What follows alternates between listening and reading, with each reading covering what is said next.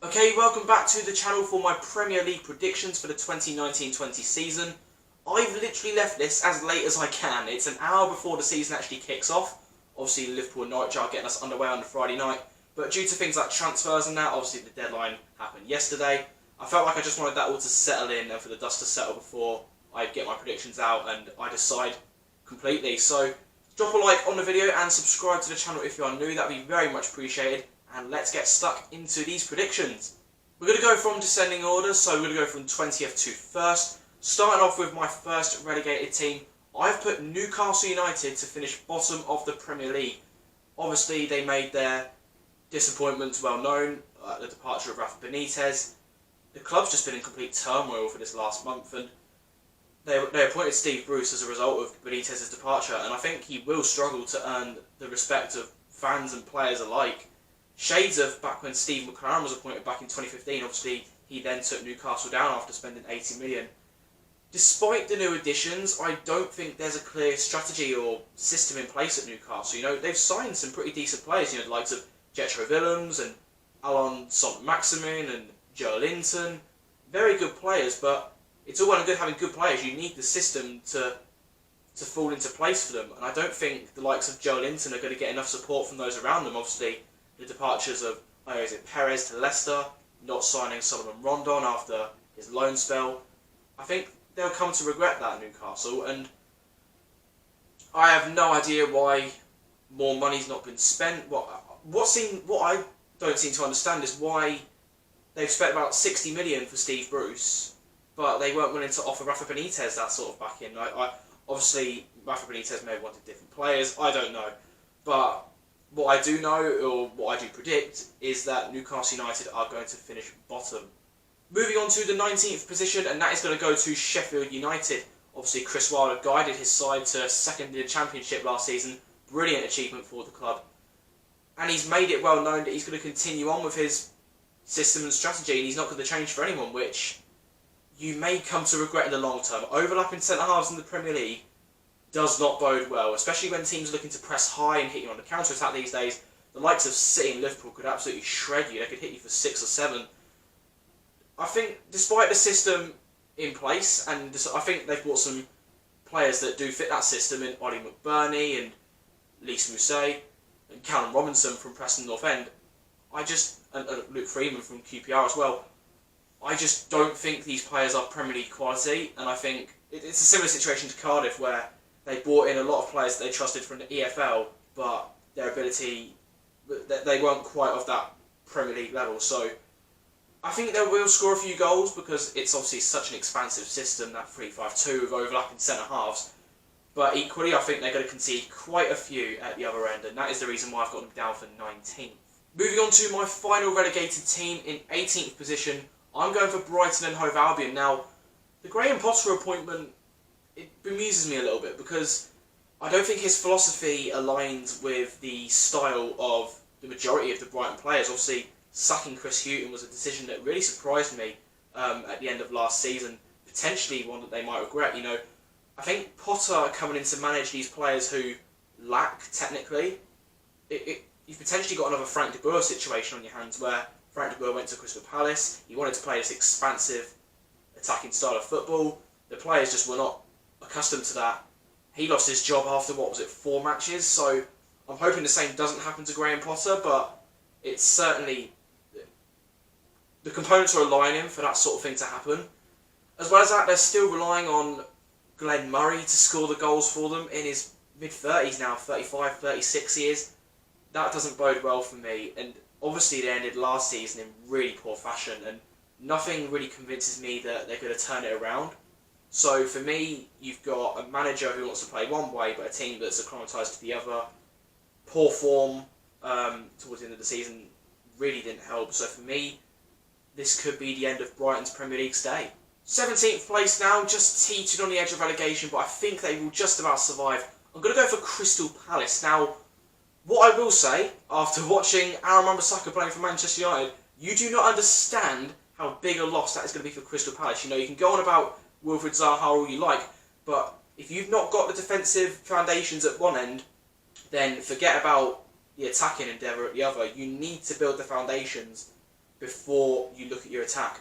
Losing Aaron Wan-Bissaka is going to be such a big loss. You know, he is an elite defender, and he's going to do so well for Manchester United, but I might touch on him later on. And it is an ageing defence, you know, the likes of Gary Cahill coming in, and James Tompkins being there as well. They've got Mamadou Sakho, who is a decent enough centre-half, but I just think there's a lot of ageing players there, and I don't see them being able to compete with the likes of Aston Villa and Norwich and Burnley, who we'll touch on later.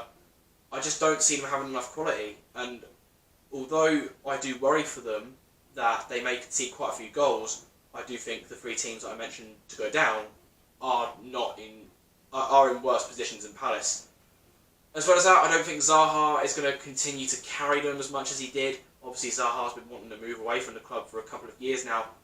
I think he might start to down tools a little bit to sort of get that move, maybe in January or next summer, we'll see, but I don't think Wilfried Zaha will be there next season, and I don't think he'll perform to the standards he has been in recent years. So yeah, 17th for me, Crystal Palace. In 16th position, I'm going for another one of the newly promoted clubs. I'm going for Aston Villa. Obviously came up via the playoffs, beating Derby County in that final 2-1. They released a lot of players over the summer. You know, the likes of Albert Adoma, Tommy Elphick, Alan Hutton, Mila Jedinak, just to name a few. Released about 10-15 players in the end, and you've got to replace that. And in all fairness, they have done. You know, the likes of Bjorn Engels coming in, Courtney Hauser, Jota, Tyrone Mings, Douglas, Wesley, Target. Quite a lot of players there. Not a lot of them are Premier League proven. That is the little caveat with this, I think. Yeah, obviously had a lot of players that had to replace. They've done that.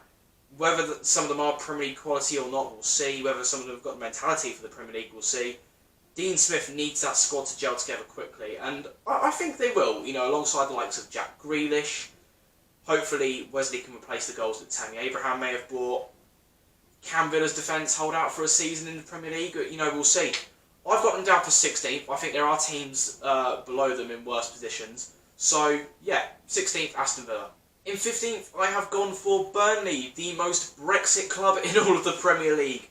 And I think they've had a pretty good summer. They've not done a great deal of business. Eric Peters coming in from Stoke, Jay Rodriguez as well, Danny Drinkwater coming in on loan. I think Sean Dyche has added the right players when they've become available. And I think they've got a good, clear system in place, as Sean Dyche would, to be fair. He's kept the majority of his squad. They've got a good team spirit. And I'm backing them to stay out once again. I think they're becoming a more... I don't think there's such thing as an established Premier League club, but they're certainly not flirting with relegation as much as they used to. And having all this experience, having all this top-flight experience now, I think, is going to be invaluable to them going forward. So yeah, Burnley for 15th. In 14th, I'm going for the final newly promoted team, and that is Norwich City. Obviously came up as champions from the Championship. They've got a clear system in place with a very flexible manager in charge. I'm a massive fan of Daniel Farke. I think he's going to do some very good stuff in the Premier League. They've brought in some players to address their key areas. You know, they've brought in Ralph Farman from Schalke on loan. Tim Krul looked a little bit shaky in goal last season. I think he was helped by his attack last season because that was such a free-flowing attack. Obviously, question marks lie in the form of Timo Pukki. Was fantastic in the Championship last season. I think he finished top scorer. Can he translate that to the Premier League? We'll see. I think the rest of the team was looking very strong as well. You know, Farke is a very disciplined manager. He's got his players very organised, and there's a very good team spirit there. So I am backing Norwich to avoid a drop fairly comfortably. In 13th, I'm going for AFC Bournemouth. Obviously been in the Premier League for about 4 or 5 years now. Eddie Howe is a manager I am a huge fan of. I'm a young coach myself, so Eddie Howe is someone that I do look up to. He's recruited really smartly with some players who fit the protocol of the club, the likes of Philip Billing, Lloyd Kelly, Jack Stacey and Harry Wilson. All British players, and will maintain that squad harmony. They continue to play their attractive football as they do against all types of opposition. I think the main question for Bournemouth is, can they show up that defence? You know, whilst they've come in the Premier League, they've scored so many goals. The caveat that comes with that is they've conceded a lot at the back, and I believe in the Premier League last season they conceded the most goals apart from the teams that went down. So that is a concern for Eddie Howe to address. Perhaps he might regret the sale of Tyrone Mings, but we'll see. Only time will tell on that front. But yeah, I still back Bournemouth to play the football they do and to get the results they need to stay in the Premier League for another year. In 12th place, I'm going to go for Watford, obviously last year's FA Cup finalists. I really like Watford, and it's, well, from a personal point of view as well, because I've got a lot of family down there who support them. And I'm backing Watford to have a fairly mediocre campaign. Obviously, I think 12th would be a slight drop off there. I think it was 11th they finished last year. But they've recruited smartly with some players that do fit the protocol, a bit like Bournemouth, the likes of Craig Dawson, they've been for him for a while. Tom Deddy Bashiru from Manchester City. Ismail Sarr coming in on the final day of the window. And Danny Welbeck, a fit Danny Welbeck is a very good player. So, can we see him and Troy Deeney cause some trouble alongside Andre Gray as well? We'll see. I think the main question with Watford is, again, a bit like Bournemouth, can they shore up at defence? They do concede quite a few goals. Will Craig Dawson be the answer to that? We'll see in the long run. I've got Watford for 12th. In 11th place, I have got Wolverhampton Wanderers, last season's surprise package in the Premier League. Now, if you said to Wolves fans when they came to the Premier League, you're going to stay here and you're going to finish 11th the following year, they would have took that. Now, 11th, they may not be too happy with this year because it is a drop-off from the 7th place finish from last year. But take it from a Manchester United fan, that Europa League is going to hurt you, and it's looking dead on now that they're going to qualify for the group stages, and that is a lot of matches. I believe if they do qualify for the group stages, that is a minimum of 52 matches they've got to play this season. And Nuno Santo, I forgot his name, Nuno Espirito Santo, that's the one. He's not exactly a manager who likes to tinker with his system. He likes to keep the same system, the same 11 if he can. Very rarely change it up. I think he needs to adapt from a managerial point of view if Wolves are going to perform to expectations this season. In terms of their summer business, not a great deal. They made their loan spells permanent with Raul Jimenez and Leonardo Dendoncker. They also brought in Jesus Vallejo on loan. So not a great deal of business. But they kept a hold of their key players, the likes of Ruben Neves. So that will be massive for Wolves going forward.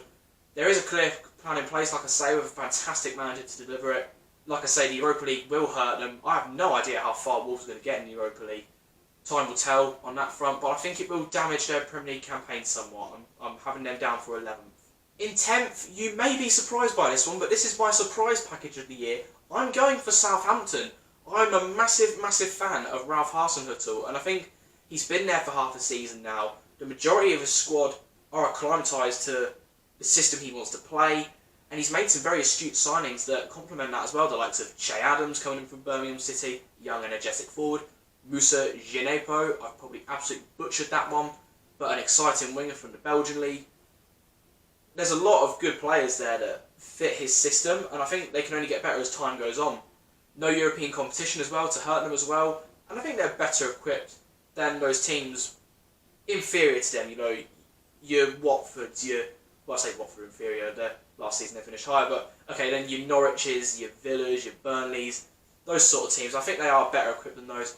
And I'm having Southampton for my dark horse this year. I'm having them for a top 10 finish.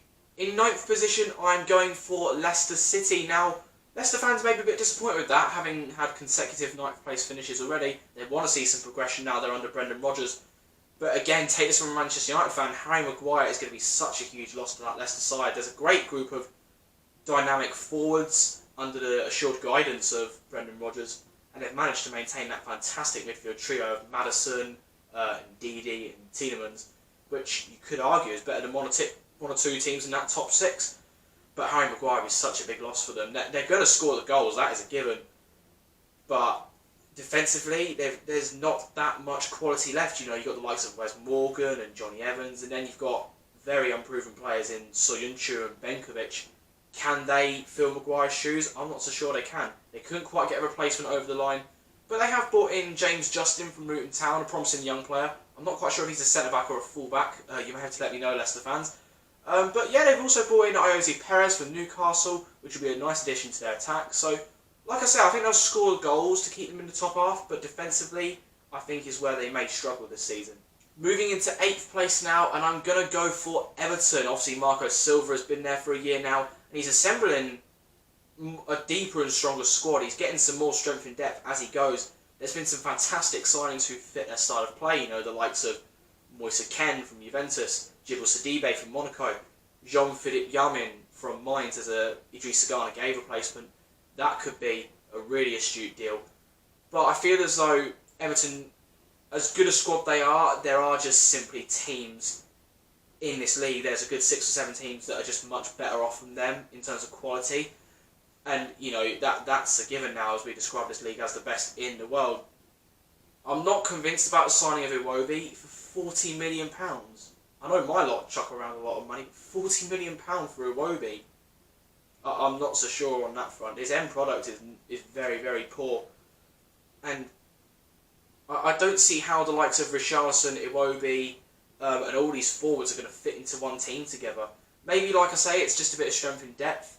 But we'll see how they go. But Everton fans are hopeful of knocking on the door of top 6. I've got them down for 8th this year. We'll see how they go. Moving on to 7th place, and I'm going to give that to West Ham United. Now, I think this really is their year where they're going to stake their claim as the best of the rest if you segregate the top 6 sides. Manuel Pellegrini, a fantastic experienced manager, as we know. He's won titles with Manchester City. And he's really starting to build a strong squad with West Ham as well, not just an 11 now. The likes of Sebastian Haller coming in from Frankfurt, Pablo Fornals from Villarreal. They've got rid of Marko Arnautovic, who was a real bad egg in the camp. So West Ham looking very, very good going forward. And they've got the defensive reinforcements as well. They've got themselves Balbuena, they've got themselves Diop for another year. They've got Ogbonna. So the defenders are there. So I do think they are going to push for Europe this year. Obviously, they've not got any European competition to hurt them this year. So I really do think that they may start to push towards that top 6 area. Not necessarily break in, but knock on the door and qualify for the Europa League. Coming to the business end of my predictions now, we're into the top 6. It was fairly obvious which sides I was going to have in there. And in that 6th position, I'm going for Chelsea. A Chelsea side now managed by Frank Lampard. Frank Lampard is going to need the time to set principles into practice. Obviously, he's not in a transfer window, so he hasn't been able to add to that attack. The loss of Eden Hazard is going to be absolutely huge. And can they rely on Giroud and Abraham to deliver the goals? Obviously, they've got Pedro, Willian, Pulisic still there, but Pedro and Willian in particular getting on a bit. David Luiz has left the club. Do they have enough at the back? Possibly.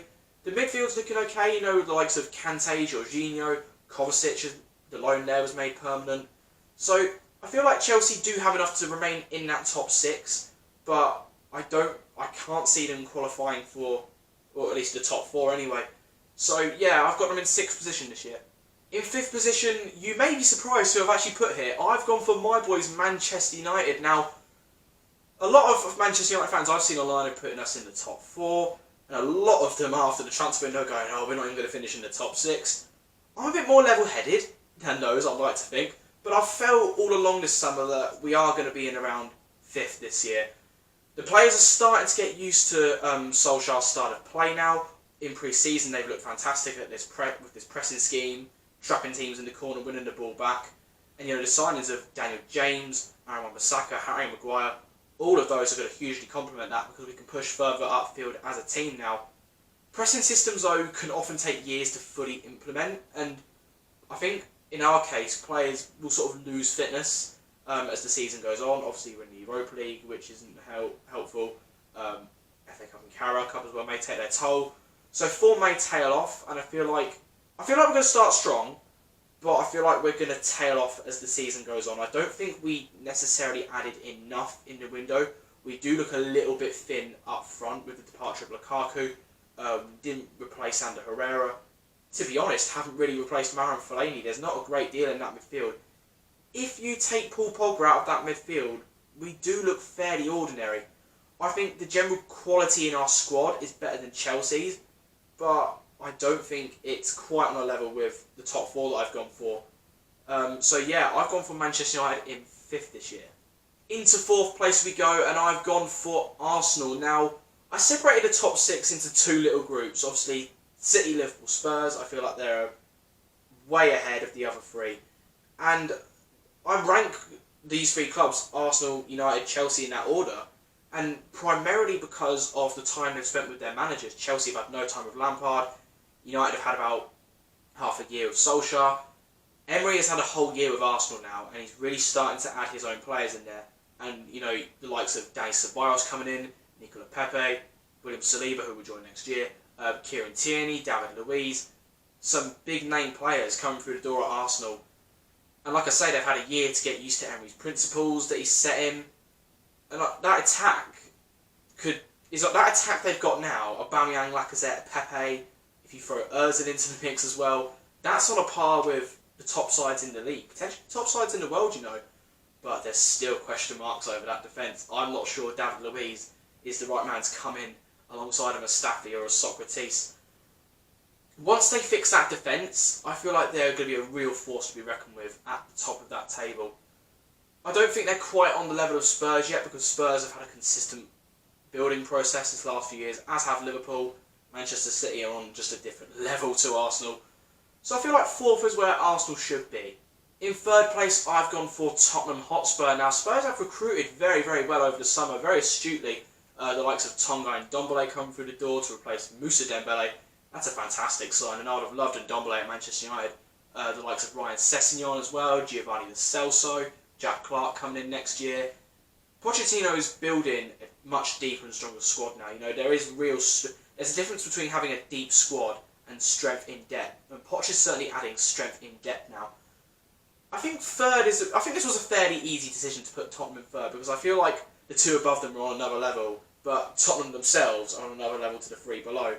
So yeah, I feel like this was a fairly easy decision. Now then, moving on to the final two teams. Who do I think is going to win the league? Who do I think is going to be the runner-up? And it's a really hard decision. You know, what I will say is I don't think that it's going to be as closely run and fair as last year. I certainly don't think both the two teams are going to muster up nearly 100 points just like they did. Initially, I thought Liverpool. You know, I think there's much more of a desire there. I think Manchester City may look to prioritise the Champions League. Manchester City had areas they needed to fix. You know, Fernandinho's replacement for if and when he goes. Left back as well. I felt like Liverpool's first 11 was a lot more fixed, and every single player in that 11 fits into exactly how you'd envisage a Jurgen Klopp side to play. But they didn't add the strength and depth that they needed, and that is why I've gone for Liverpool to finish as this year's runners-up. Like I just said, I don't think that the bench and the reserves is anywhere close to that first 11, and I think that can make Liverpool quite predictable in a sense. Whereas with the league winners, Manchester City, the champions, I just think there's multiple world-class players in every single position. I think with the likes of Rodri coming in, with the likes of João Cancelo coming in, they're strong enough to handle multiple competitions now, and I'm really, really worried they could do a League and Champions League double. They've even got players who can slot into one position and maintain the fluidity. You know, Delph was playing left back last year. Obviously, he's gone now. But you can add a player like Delph in there and maintain the fluidity because the team around them is so, so good. And that's just what I feel separates Manchester City and Liverpool. So, yeah, I'm going for City to win the league, Liverpool to come in second. This is how my final Premier League table for the 2019-20 campaign looks. Do you agree with my predictions? Do you disagree? Let me know any of your thoughts in the comments below. Thank you for watching. Do drop a like and subscribe to the channel if you're new. That would be very much appreciated. And I'll see you soon.